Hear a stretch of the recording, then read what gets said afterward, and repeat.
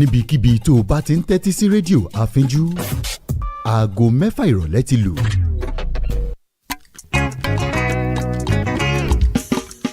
ẹ bá mi pè é o. àfínjú. kí lorúkọ rẹ̀?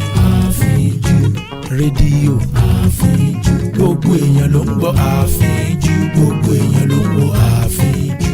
lórí WhatsApp àfínjú. Instagram àfínjú. Facebook àfínjú. lórí X àfínjú. lórí YouTube àfínjú. lórí TikTok àfínjú. kí lorúkọ rẹ̀? àfínjú. ẹ bá mi pè é o. àfínjú. rédíò àfínjú. gbogbo èèyàn ló ń gbọ́ àfínjú. gbogbo èèyàn ló ń gbọ́ àfínjú. gbogbo èèyàn ló ń gbọ́ àfínjú. gbogbo èèyàn ló ń gbọ́ àfínjú. rédíò àfínjú.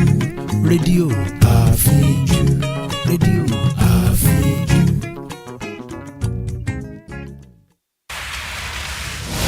Stay informed with news on Radio Afinju. This is the world news on Radio Afinju.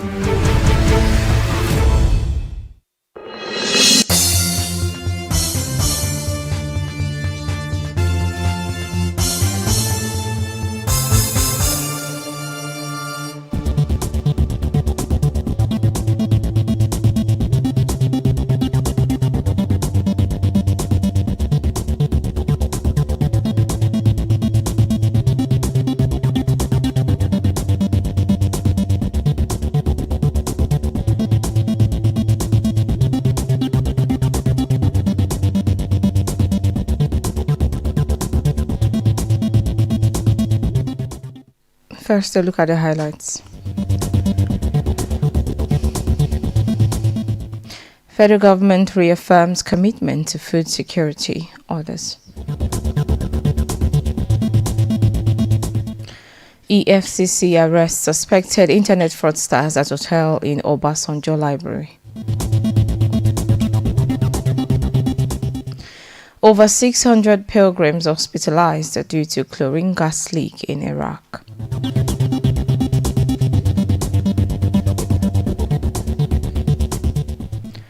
Good evening and welcome to the World News on Radio Afinju. My name is Pearl Durotoye. The news in detail.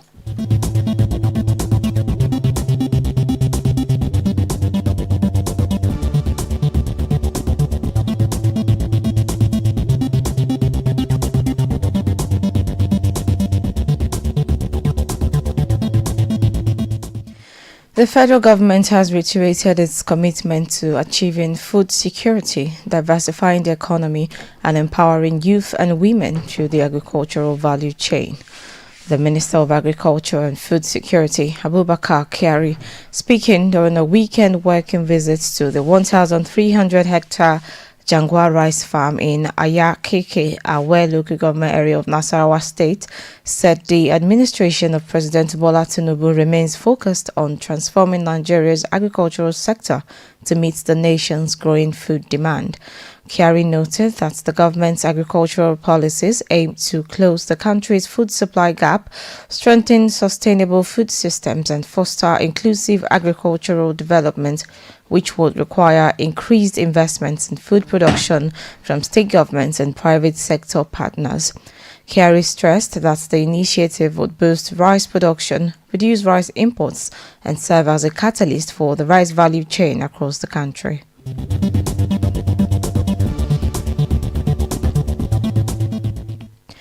Amid growing speculation that former President Goodluck Jonathan may join the 2027 presidential race and he is being courted by the ADC, former Vice President Atiku Abubakar has reportedly put on hold his plan. Who recently resigned his membership of the People's Democratic Party (PDP) after prolonged internal disputes, was scheduled to formalize his defection to APC with the collection of his membership card, which was expected to have been presented to him by ADC officials at his hometown of Jada in the Jada local government area of Adamawa State. However, was postponed indefinitely without an official explanation from the former vice president's camp. The ADC chairman, Adamawa State Chapter, Shehu Yohana, speaking to newsmen, said Atiku's formal reception into the party had been postponed to mid-August without a new date, adding that the event may get to September from the way things are going. Yohana cited Atiku as saying that he was waiting for some All Progressives Congress governors who are planning to join ADC to the camp before his event in Jada.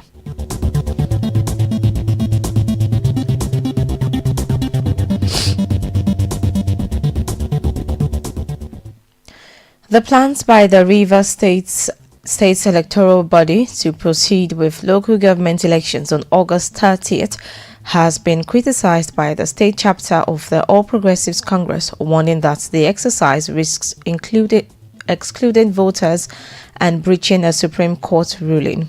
APC spokesperson Darlington Nwauchu said the Rivers State Independent Electoral Commission (RCEC) should delay the polls until the Independent National Electoral Commission (INEC) completes its continuous voter registration in the state, in line with the Apex Court's February judgment on the use of updated registers for elections. The APC position adds to mounting opposition from civil society groups, prominent politicians, and the pending court suit seeking to halt the exercise. Stakeholders had also argued that both RCEC and the state's sole administrator, Ibok Ete Ibas, lacked the legitimacy to organize the LG poll under the current emergency rule in the state. Despite the criticisms, RCEC and the administrator have stood firm, insisting the August 30th date is non-negotiable. RCEC Commissioner in charge of Political Parties Affairs, Monitoring and Security, Godfrey Woke, said the voter register obtained in March remains valid and the Commission has already begun screening chairmanship, vice chairmanship and councillorship candidates.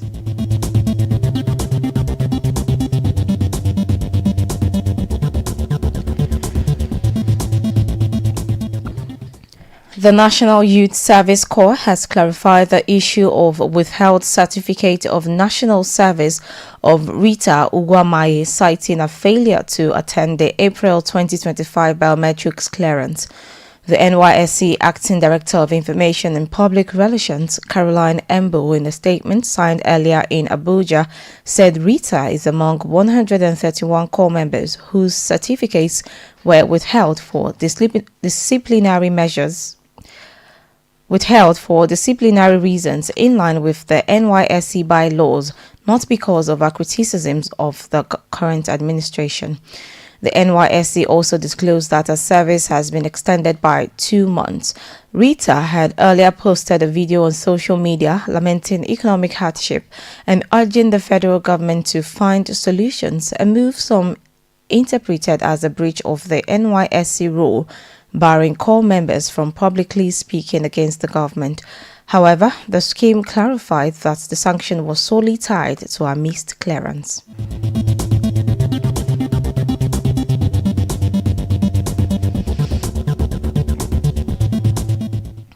The indigents of Owo-Ose Federal Constituency of Ondo State have rejected the creation of a new Ose state as being proposed in the National Assembly. It was gathered that a member of the House of Representatives representing Akoko North-East, Akoko North-West Federal Constituency, Ife Ehindero, moved a bill to create the new state with a proposal that Ikare Akoko be the capital. The bill has reportedly scaled through the first reading. However, many prominent indigents of the federal constituency converged on Owo at the Owo-Ose Community Stakeholders Conference to reject the bill, particularly because Ikare Akoko was proposed to be the capital of the new state if the process eventually succeeds. The constituents also voted the bill in the communique issued at the end of the meeting and read by Benga Ale, a former chief of staff to the late former governor Rotimi Akeredolu, saying there was no due consultation of stakeholders before the bill was presented to the National Assembly.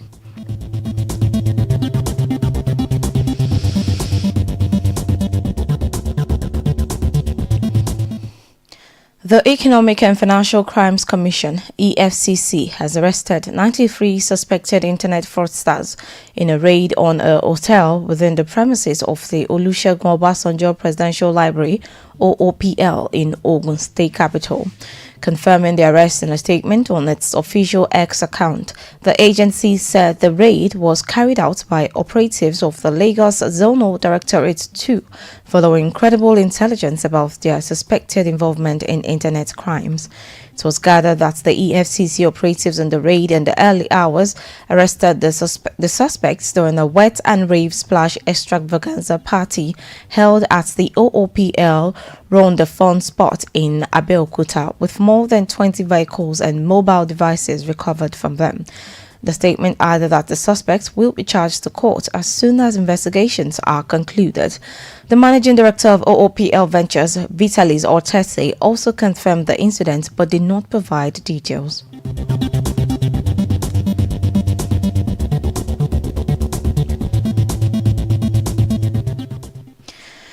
At least 2 people have been left dead in a fresh violence which erupted in Boko's local government area of Plateau State as armed men launched a deadly overnight attack on Dinkak community, leaving churches and homes burnt and food supplies looted.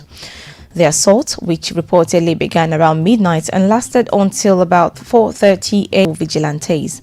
The chairman of the Boko's Cultural Development Forum, Famasum Fudang, told newsmen that the victims include 2 officials with a church in the community. Fudang, lamenting that a security checkpoint is located less than a kilometer away from the scene, said soldiers fired shots into the air but did not engage the attackers. He called on both the federal and Plateau state governments to urgently intervene and bring the perpetrators to justice.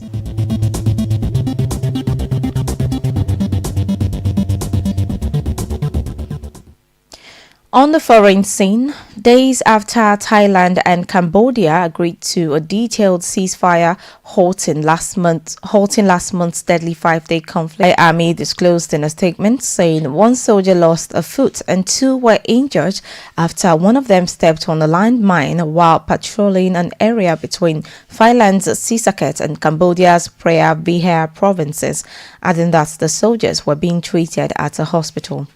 Thailand said the incident occurred in an area of its territory recently cleared of landmines. The foreign ministry further said that Bangkok would lodge a complaint against Cambodia for violating a treaty to which both are signatories that bans the use of landmines and for infringing Thai sovereignty. Cambodia rejected Thailand's accusation, saying that it had not freshly planted landmines.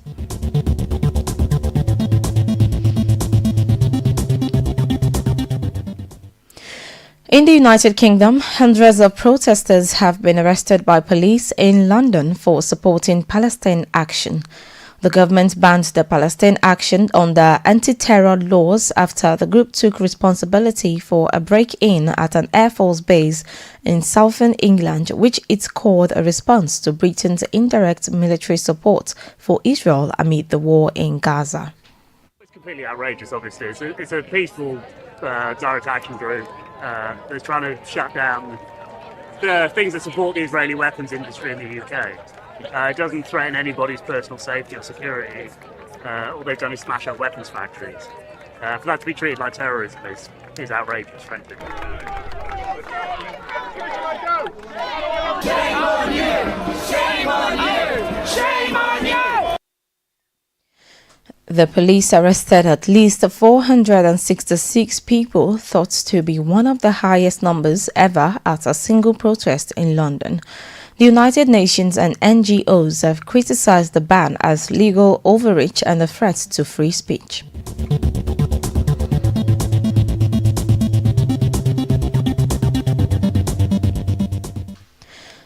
In the Americas, President Donald Trump has nominated State Department spokesperson Tammy Bruce as the next U.S. Deputy Representative to the United Nations. Trump announced a nomination in a post on social media in which the president commended the job as State Department spokesperson. Bruce has been the State Department spokesperson since Trump took office in January and has defended the Trump administration's foreign policy decisions ranging from an immigration crackdown and visa revocations to U.S. responses to Russia's war in Ukraine and Israel's war in Gaza, among others. However, Bruce will need to be confirmed for the role by the U.S. Senate, where Trump's Republican Party holds a majority.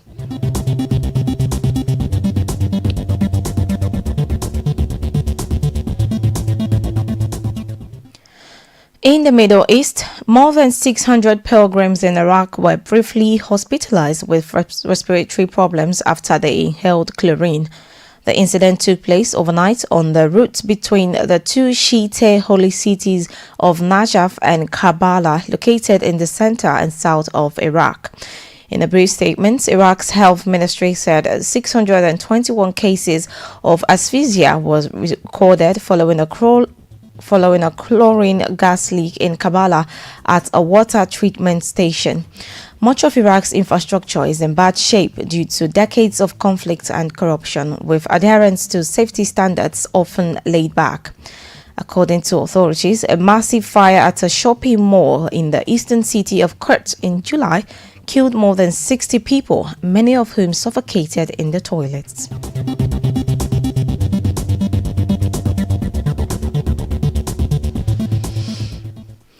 Now talking sports, the Nigeria Premier Football League has suspended Plateau United goalkeeper Adewale Adeyinka over betting activities. The NPFL Chief Operating Officer Davidson Owumi confirmed the suspension in a letter to the player and Plateau United, saying Adeyinka's registration has been put on hold while an investigation is being carried out. The suspension follows claims by Plateau United that Adeyinka refused to sign for another club after discovering a contract clause allowing immediate termination if he was found guilty of betting offences. The NPFL rules strictly prohibits players from engaging in any form of betting, with violations punishable under its disciplinary framework. Adeyinka will have the chance to defend himself as the investigation progresses.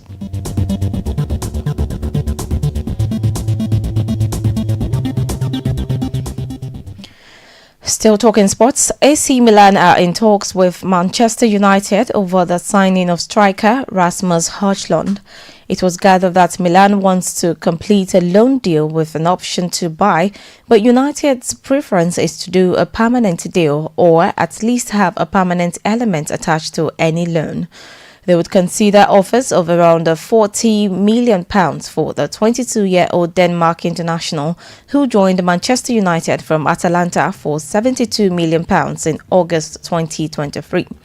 Højlund was an unused substitute in United's pre-season friendly against Fiorentina on Saturday. Despite being the only recognised striker in the squad, he was the only first-team regular not to get on the pitch. Højlund wants to stay and fight for his place, but it is now clear he has joined the likes of Jadon Sancho, Alejandro Garnacho, Anthony and Tyrell Malacia as players United want out.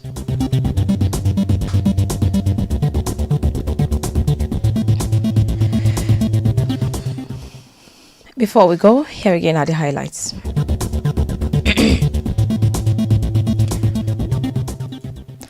The federal government has reiterated its commitment to achieving food security, diversifying the economy, and empowering youth and women through the agricultural value chain.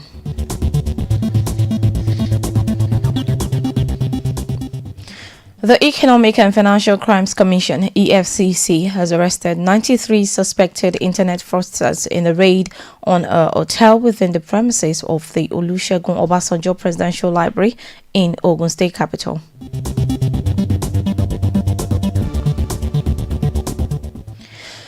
And on foreign scene, more than 600 pilgrims in Iraq were briefly hospitalized with respiratory problems overnight after they inhaled chlorine following a leak in Karbala at a water treatment station.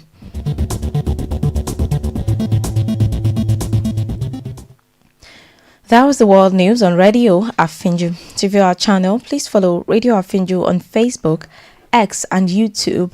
The news was edited by Bukola Karim. My name is Pearl Durotoye. Thanks for listening. Good evening.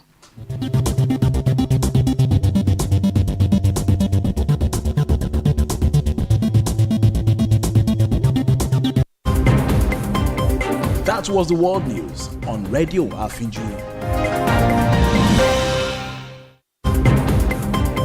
That was the